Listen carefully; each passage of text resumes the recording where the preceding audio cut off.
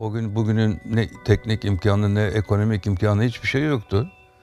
Ama bir şey vardı, bir mutluydu insanlar. Yeşilçam'ın mütevazi, yakışıklı ve muzip yönüydü o. Bir döneme damga vuran, yüzyılın senaryosu seçilen Aile Şerefi filminin Hasan'ı, Yılanı Öldürseler filminin Abbas'ı, Kurtuluş dizisinin Maraşal Fevzi Çakmağı, Gurbet Kadını'nın Reşo Ağası. Binlerce kişi arasından birinci seçilen bir genç, istediği kontratlara imza atmayınca yapımcıların ambargo uyguladığı bir oyuncu, kendi filmlerini çekmeye çalışan bir yönetmen, geçmişi hasretle anan bir Yeşilçam emekçisi. Mahmut Cevher. Sen Kemal. Gerçekten sevdim seni. Çok sevdim.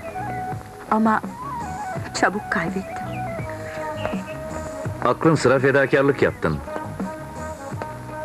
Ben çocuk değilim Sevil. Ne demek istedin?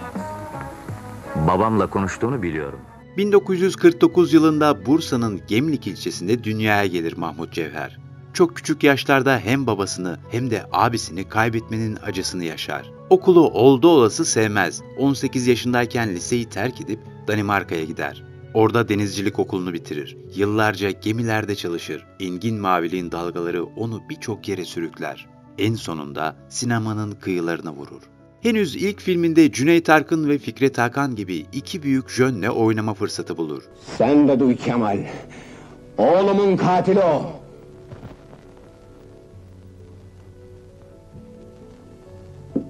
İstemeyerek oldu. Dolduruşa geldim baba. Kalk ulan ayağa. Kalk! İlk film olduğundan belki de her şeyi sahte sanıyordu. Ama Fikret Hakan tokadı gerçekten atınca boşluğuna gelir ve yere savrulur. O sırada eli kırılır. Sonra burada bir bantla sardım. Alçıya aldırmadık. Çünkü çalışacağım. İlk filmim kovacaklar diye korkuyorum. Yani git diyecekler. İlk defa gidiyorum. Heyecan da var. Evet. Yani tek kolum araba kullanıyorum. Bir sahnede Ahmet Sezer'i ezeceğim, öldüreceğim arabayla. Ahmet korkuyor tekerle. Geliyorum Ahmet korkuyor. Bu filmi çektiği sıralarda Sirkeci'de bir tanıdığının yanında tamirci olarak çalışmaktadır. O tanıdığının ısrarıyla Ses dergisinin açtığı yarışmaya girer. 3000 kişi arasından finale kadar kalır. Ama şöyle bir etrafına bakınca kendine hiç şans vermez. Çünkü herkesin jüride bir torpili vardır. Bu düşünceler içinde bir köşede tek başına beklerken iki arkadaş filminde beraber rol aldığı Cüneyt Arkın yanına gelir ve şunları söyler. Oradan gelişen güzel bir abi kardeşliğimiz vardı. Bana böyle yaptı. Erman Han'ın içindeydik. Erman filmdeydi son final şeyi. Ne yapmaya geldin buraya dedi. Vallahi dedim abi hadi git ya sen birincisin dedi bana. Sinemaya olan ilginin had safhada olduğu öylesi bir dönemde 3000 kişinin arasından birinci olmak herkese nasip olacak bir şey değildir. Ama Mahmut Cevher bunu başarır. Hemen akabinde Arzu filmle kontrat imzalar ve kariyerindeki belki de en önemli yapım olan Aile Şerefi'nde oynar. Supi Tekniker'in yazdığı, Orhan Aksoy'un yönettiği, Ertem Eğilmez'in ise yapımcılığını üstlendiği bu filmin kadrosunda kimler yoktu ki? Adile Naşit, Münir Özkul, Ayşen Guruda, Şevket Altuğ. Mahmut Cevher kendini bir anda yıldızlarla çevrili bulur. Bu film hayatının dönüm noktası olacaktır. Bana bak, şimdiye kadar babamın yanında hiç saygısızlık etmedim. Ama hemen evimizi terk etmezsen senin ağzını burnunu kırarım. Anlıyor musun? Kırarım ağzını burnunu. Bana? Bana ha? Evet, sana olan. Defol evimizden. Bir döneme damga vuran bu film hakkında gelecekte filmde yer almanın kendisi için hem büyük bir şans hem de büyük bir şanssızlık olduğunu söyleyecektir. Tarık Akan Arzu filmden gidince onun yerine beni monte etmek istediler. Ben de bir firmaya bağlı kalmak istemem dedim. Bu da benim idam fermanım oldu.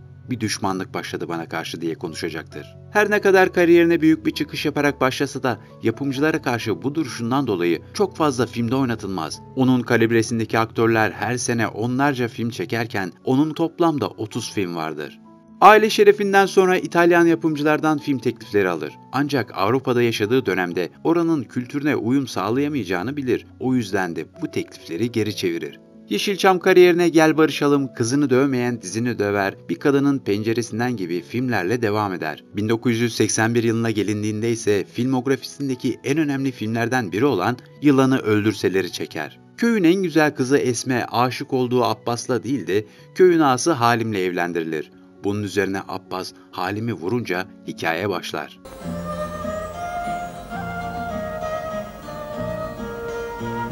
Oralarda kimse bulamaz bizi. Güven bana Esmim. Korkma.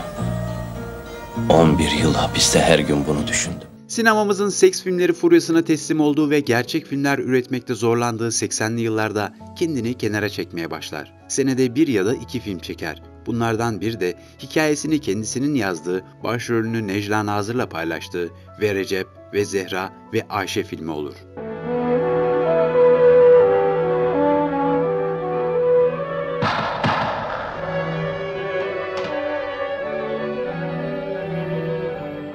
Gerçek bir olaya dayanan hikayesiyle oldukça etkileyici bir film olsa da o dönemde film sanat filmi olduğu gerekçesiyle sinemalarda pek gösterilmez.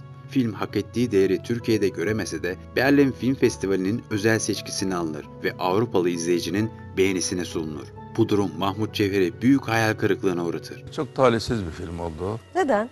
İstediğini... Sanat filmi diye sinemalarda oynatmadılar. Gerçekten İş mi? yapmaz diye. Evet. Öyle garip şeyler oldu.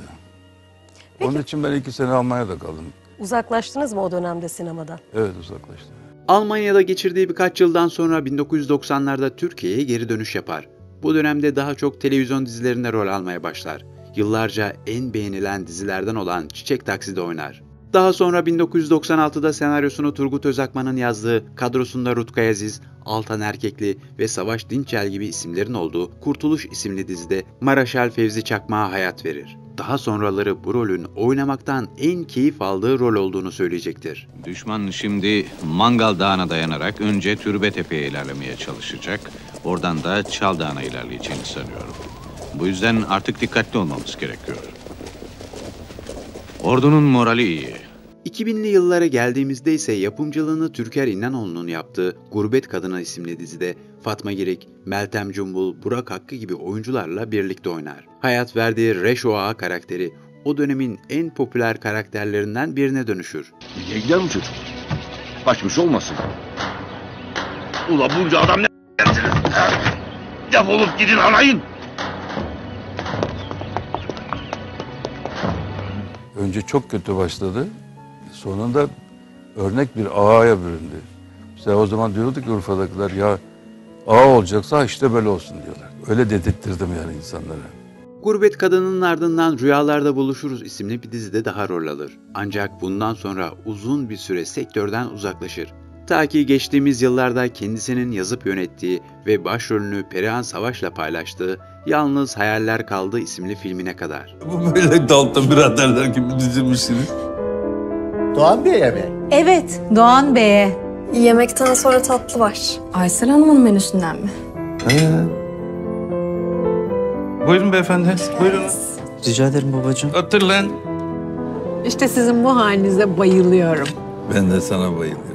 Mahmut Cevher filmi tamamen kendi imkanlarıyla çeker. Oldukça küçük bütçelidir ve filmdeki çoğu oyuncunun ilk deneyimi olur. Ne yazık ki Mahmut Cevher bu filmi yaparken sektörün yıllar içerisinde nasıl değiştiğini fark edememiştir. Yeşilçam'daki film yapma duygusu, dostluklar, tutkular yoktur artık günümüzde. Bizim zamanımızda şenlik vardı.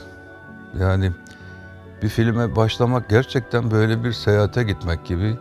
Ne bileyim, güzel böyle bir hafta sonu bir yerde bir böyle piknik yapmak gibi. İstediği ilgi ve desteği görememek Mahmut Cevher'i derinden yaralar. Filmde beraber rol aldığı ve uzun yıllar yakın dostu olarak gördüğü Perihan Savaş'la da bu konuda bir polemik yaşar. Katıldığı bir programda yeterli bütçemiz olmadığı için filmin gerekli tanıtımlarını yapamadık. Perihan ne yazık ki tanıtım için birlikte yapmamız gereken hiçbir programa katılmadı.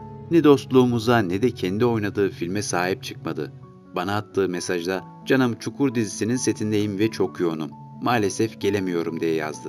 Ben de ona "Çok üzgünüm. Seni Allah'a havale ediyorum. 60 senelik dostluğumuzun karşılığı bu olmamalıydı" dedim diye konuşur. Perihan Savaş'sa Mahmut Cevher'e bu agresif tutumuna anlam veremiyorum. Filmde 5 kuruş almadan sırf hatır için oynadım. Filmi gündeme getirmek için bana atıyorsan at be güzelim diye yanıt verir. Bu tecrübeden sonra iyice köşeye çekilir Mahmut Cevher. Bir ilkokul öğretmeni olan eşi, kendi gibi oyuncu olan kızı Yonca Cevher Yenel ve torunuyla sakin bir hayat sürmektedir. Sektörün değişen şartlarına sistemli, geçmişin hatıralarına özlem duyarak. Aklımıza kazıdığın her rol, içimize işlediğin her filmle sana sonsuz teşekkürler Mahmut Cevher. Sinemamızın mütevazi, muzip, samimi jönü. Bu tarz videoları daha çok görmek için kanalımıza abone olup bildirim zilini açmayı unutmayın. Bir sonraki videoda görüşmek üzere. Sağlıkla kalın.